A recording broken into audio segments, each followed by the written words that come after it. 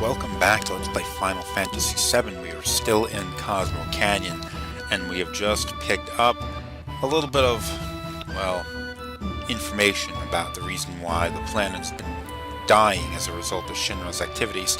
And it has to do with the spirits of people's lives returning to the planet by being sucked out by the Mako reactors and was killing the planet.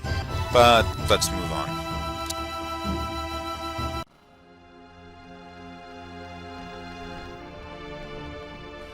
They had to cross paths just to get back to their positions.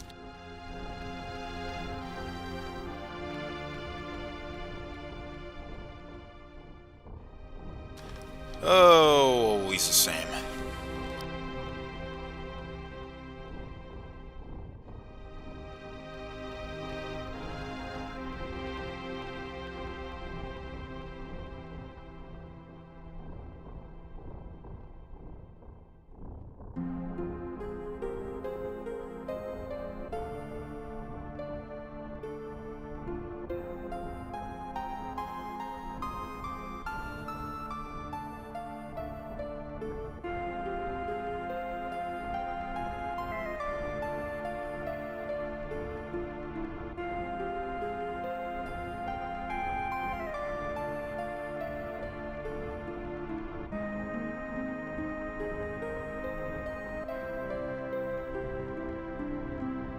So this is kind of the second time he said that, but he was referring to Avalanche being born in Cosmo Canyon, and it's not really explored in the game Final Fantasy VII, but in one of the prequels that were released, I guess somewhere in the early 2000s, the story of Avalanche's origins was fleshed out a bit, and the original version of Avalanche was in fact born in Cosmo Canyon.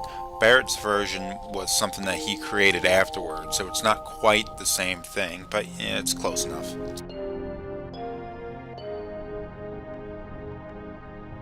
Years it's been since what? Jeez.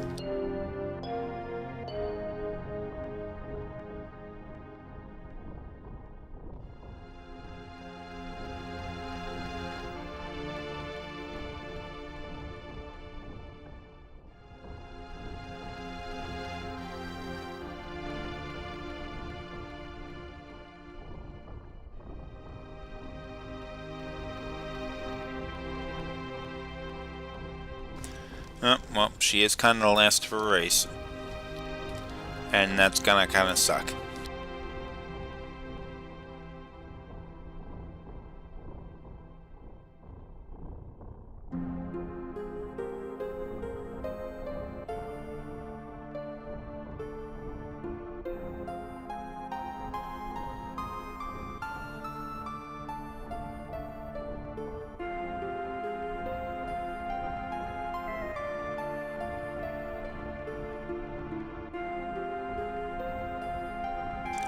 What do you mean by that, Tiva?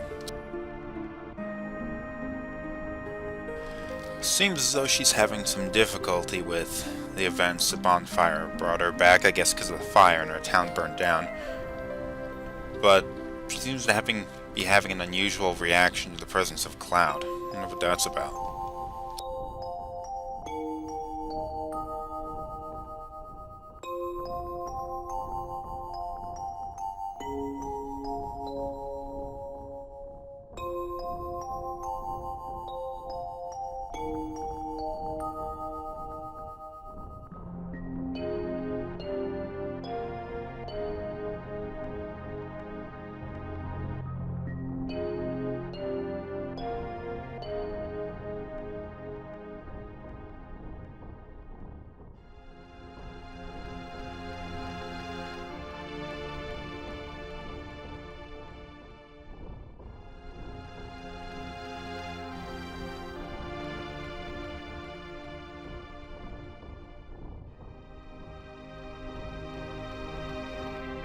Okay, we're going to be taking a little trip through, and we will be fighting some enemies here, but I really don't want to bring Catsith around with us.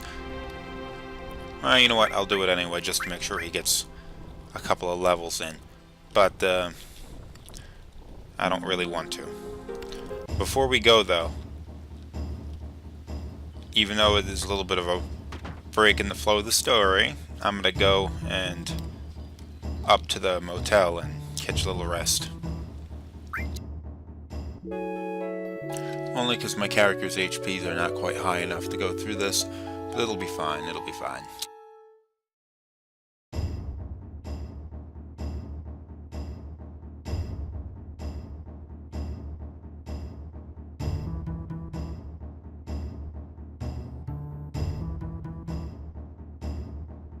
We gotta go head not quite all the way back up to the observatory. In fact, I think this room here will be quite enough. Oh, nope. Keep going.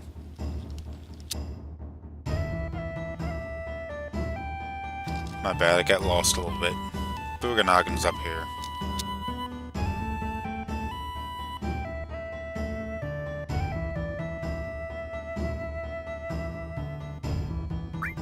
Yeah, let's do this. Whoa, it's awesome.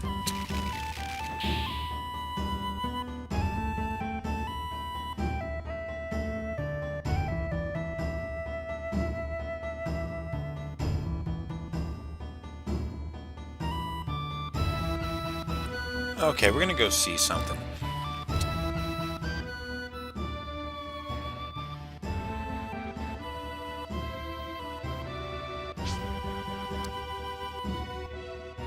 So many ladders and ropes and stuff.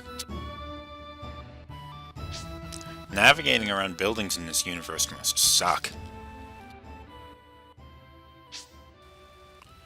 So many oh, it's green. That can't be a good sign.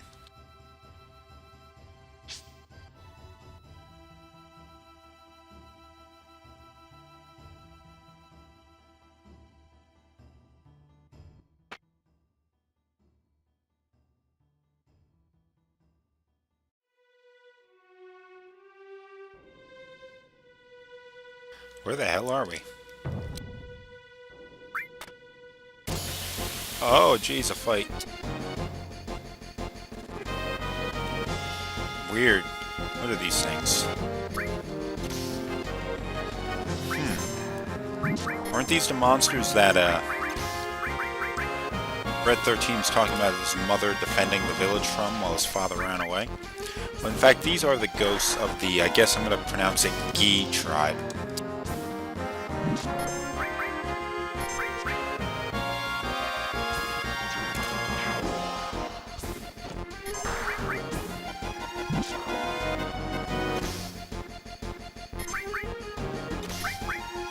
This battle's taken longer than I expected, and Cat's 5th HP, or attack power, is quite low.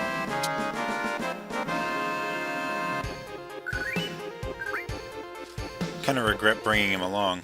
Also, like an idiot, I'd forgotten that I was swapping materia around on characters before I brought them in the fight, so he may not be properly equipped.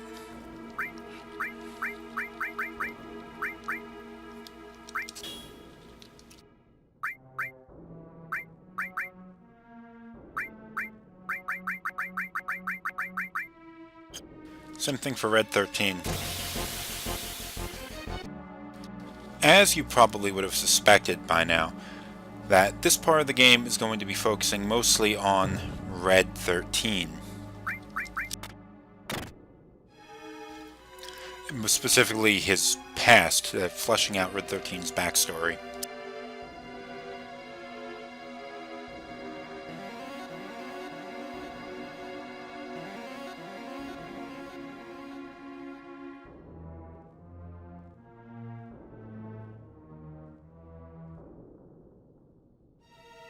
And that is something that you saw a lot in RPGs of the time, or at least before Final Fantasy VII. Now this game sort of made a kind of attempt to change that, in the sense that it was sort of an awkward time in the history of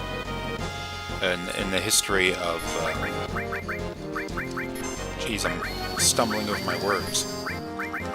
In the history of RPGs at the time, games, storylines in games at least, because before this game, they were really kind of awkward the way that the storylines progressed, and during the 90s, and then the late 90s, and even the early 2000s, you started to see a change in that kind of dynamic and the way that the sub-characters were dealt with. Cloud is definitely the main character, and much of this game is going to be about him. Same thing can go for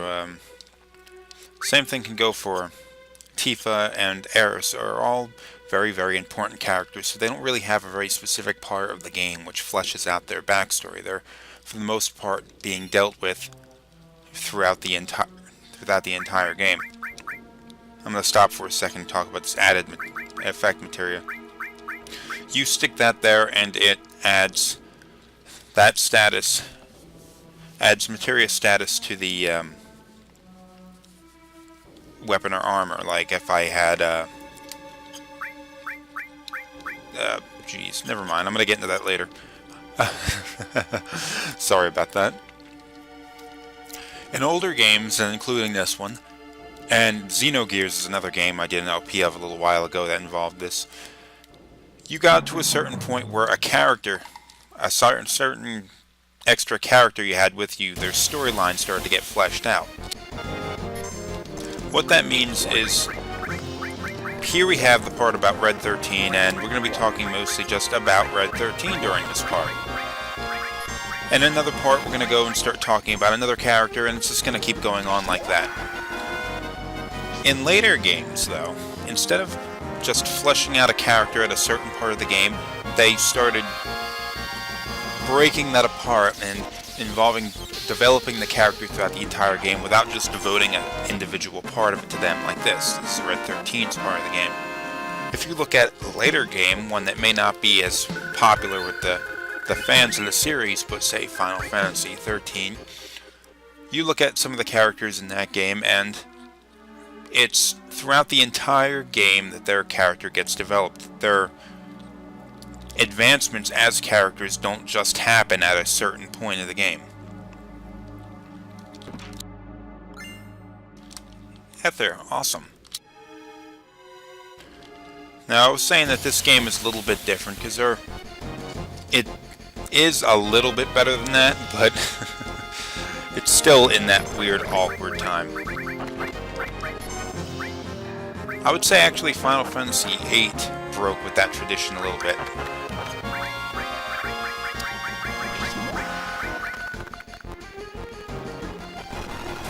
And by that I mean, you think about a character, let's say, let's say Selphie. She was introduced in the beginning of the game and was around the entire time, and she did have character development going through the entire time, but at the same time she did have the whole, one small part of the game which was mostly diverted to her, but not really fleshing out the backstory, just this person's time to shine. So it was still in that weird little awkward time, but if you move on to, hell, even Final Fantasy X, which I am just finishing it up an LP of as I'm recording this episode, it doesn't plop one character down and say this person is the focus. It's just the way storylines go has changed since the mid-90s. Cloud's taking a beating.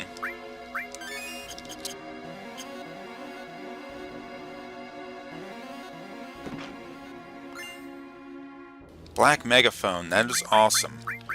It's a weapon for Cat Sith. Oh, okay, double AP weapon. It deals less damage than the White Megaphone, which is a double item, but it does have 4 materia slots. So I'm gonna equip that and get all of these things to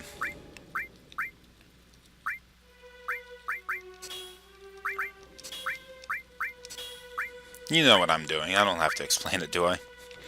I'm going to leave the all there, even though it's not junctioned to anything. That way it'll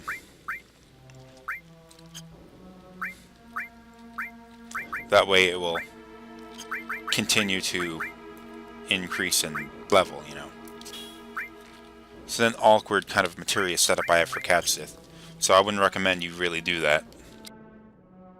I'm just doing it because I'm pretty confident in be able to get through this level without too much difficulty.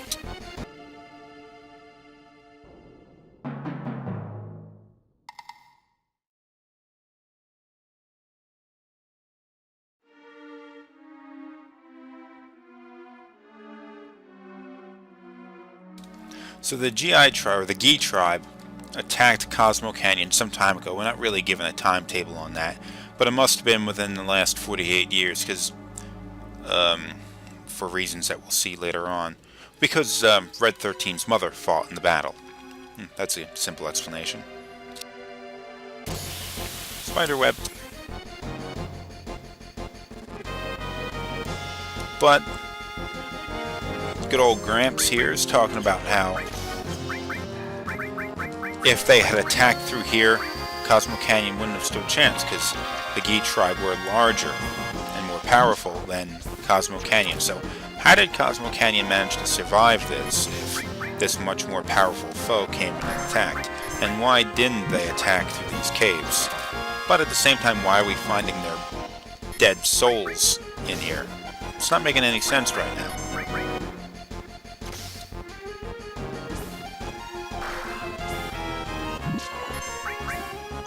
Geez, only level 1 limit breaks for 13. That's terrible.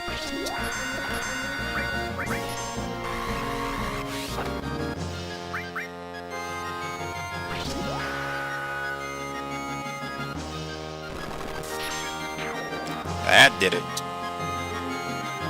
That thing was actually quite difficult. Oh, Cloud gained another limit break, and Red 13 hasn't. Something wrong with that boy.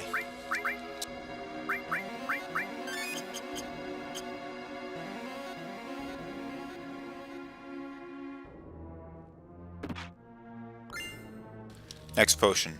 That would be a nice item. What an X potion does is just like in every Final Fantasy game. It increases your, heals your HP up to maximum. Yep, can't get through there.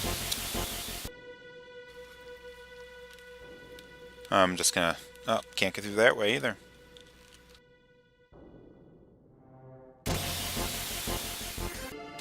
So I know what you're thinking though.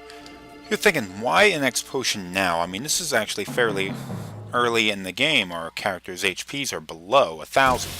A normal high potion which recovers 1,000 HP should be more than enough to last us for quite a while. So what's the deal? Well, the deal is... Death sentence should work on this enemy. The deal is that... Well, I can't really tell you right now, because it's a strategy we're going to be using up a little bit further on in the game. So I'll get to that in a minute.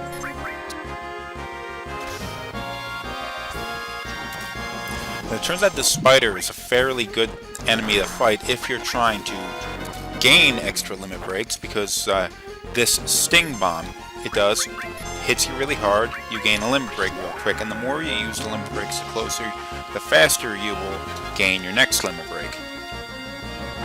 Also, another strategy of Sting Bomb also is not going to kill your characters. It's sort of like Demi, where it takes off a percentage of your HP. Although Cat Sith just fell. Another strategy you can use to gain more limit breaks faster is to go and inflict fury on your own characters by using a hyper item, which is what you ordinarily use to cure sadness.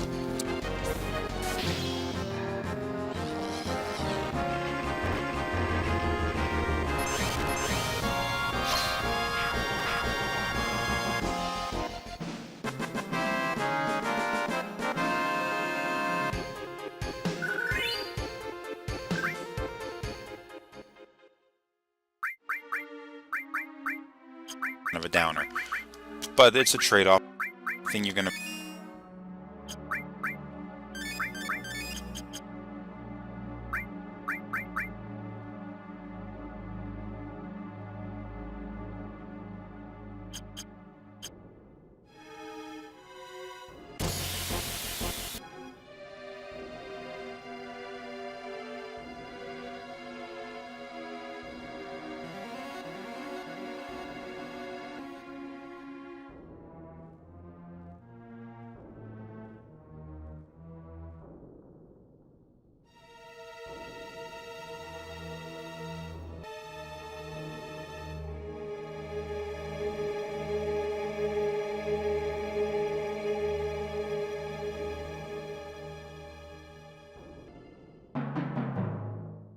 Looks like a statue to me.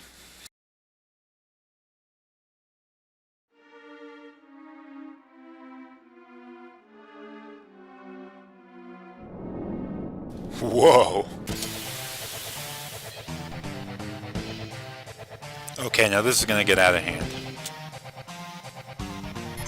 I'm going to demonstrate this new limit break Cloud has gotten real quick. Then I'm going to show you a little method you can do for killing this thing real quick.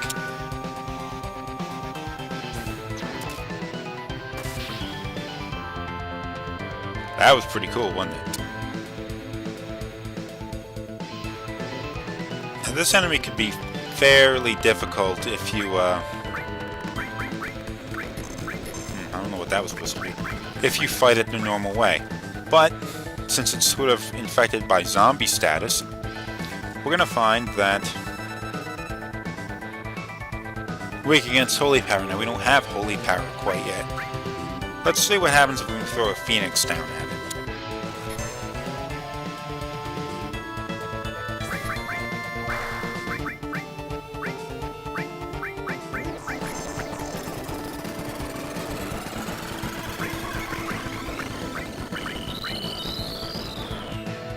Stealing her HP.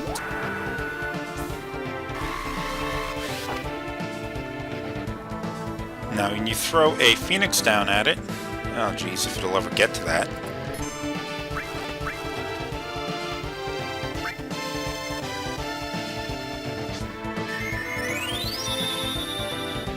It missed, unfortunately. However, if we went and pulled up that awesome new X potion that we picked up, this will definitely hit. The Phoenix down will probably miss, but I hear it works sometimes. This boss can be difficult if you're unprepared for him, but regardless of how unprepared you are, as long as you picked up that X potion, ordinarily heals, in this case, kills.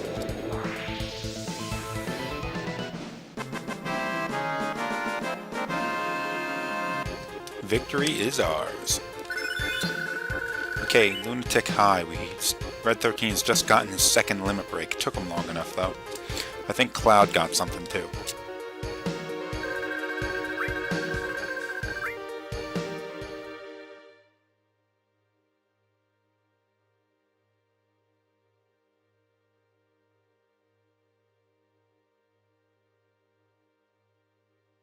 What, you were thinking that the entire time?